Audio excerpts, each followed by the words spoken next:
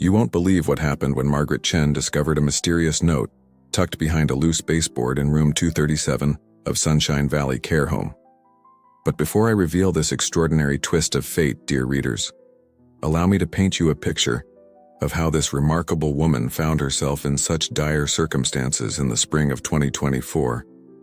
Margaret hadn't always been alone. At 70 years old, her delicate frame and silver-streaked black hair carried the dignity of someone who had once known better days.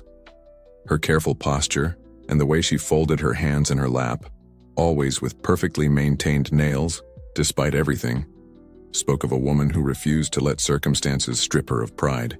3 months ago, she had still been living in her modest but immaculate 2-bedroom apartment in San Francisco's Sunset District, surrounded by the carefully curated memories of 50 years in America.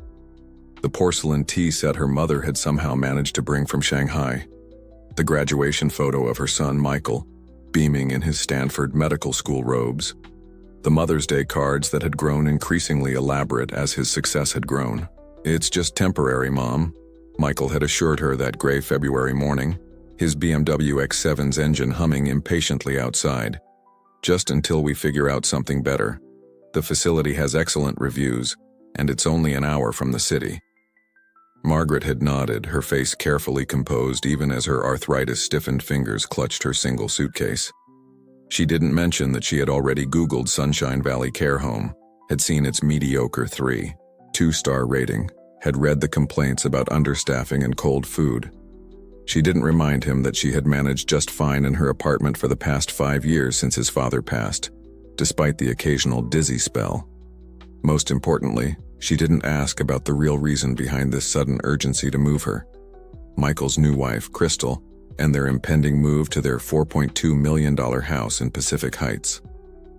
A house with a separate guest suite that would remain conspicuously empty, while Margaret was shuffled off to Sunshine Valley. "Your mother needs professional care," Crystal had insisted, her voice carrying that particularly grating combination of concern and condescension that Margaret had grown to recognize. "We can't risk having her fall when we're both so busy with work. Besides, she'll have friends her own age there." Friends. Margaret almost laughed at the thought as she sat now in Sunshine Valley's dreary community room, watching Mrs. Rodriguez doze in her wheelchair, while Alex, the overworked activities coordinator, half-heartedly attempted to organize a bingo game. The only other coherent resident, Barbara Williams, was too busy complaining about her ungrateful children to notice Margaret's existence. The truth was, Sunshine Valley was where families dumped their inconvenient